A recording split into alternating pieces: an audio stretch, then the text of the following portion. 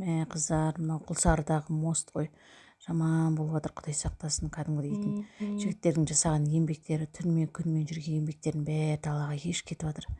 Енді бірақ Алладан келген сынақ қой, енді қайырымен иншалла. Вообще күй жоқ болып жатыр. Мынау дейтін Жаңатаң жақтың жолы, су дейтін вообще секунд сайын келіп жатыр. Енді Аллах білуші, көруші, естуші, Аллахқа дұға етіп қояйық. Бүгін дейтін жұма, оның үстіне бүгін дейтін қадір түні иншалла.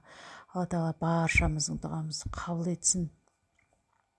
Күй жоқ болып тұрғындар дейтін әбігерге салынып, қатты қиын жағдай туып жатыр. Осы Құлсары, мынау Жылой қаласы, Құлсары қаласы, Жылой ауданы өте қатты қарқынмен келіп жатыр су дейтін. Енді Алла баршамызға жар болсын, суды кері қарай қайтарсын деп дұға етейік иншалла. Бүгін енді қадір түні, Алла бұйырса баршамыздың тілегімізді Алла тағала қабыл етсін.